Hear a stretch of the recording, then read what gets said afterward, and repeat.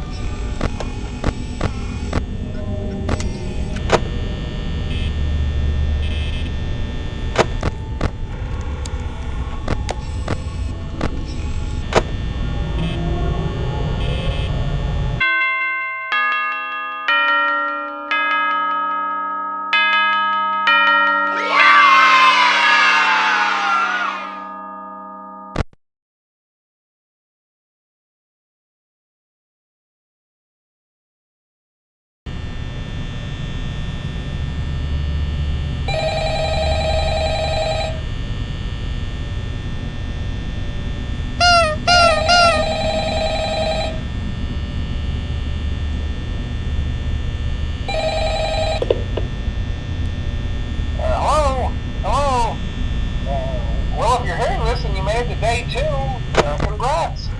I won't talk quite as long this time since Freddy and his friends tend to become more active as the week progresses. It might be a good idea to peek at those cameras while I talk, just to make sure everyone's in their proper place, you know. Interestingly enough, Freddy himself doesn't come off stage very often. I've heard he becomes a lot more active in the dark, though, so hey, I guess that's one more reason not to run out of power, right? I also want to emphasize the importance of using your door lights. There are blind spots in your camera view, and those blind spots happen to be right outside your doors.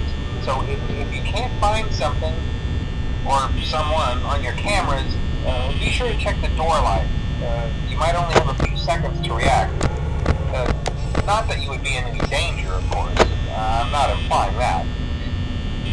Also, check on the curtain in Pirate Cove from time to time.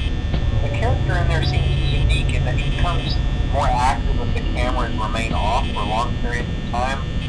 I guess he doesn't like being watched. I don't know. Anyway, I'm sure you have everything under control. Talk to you soon.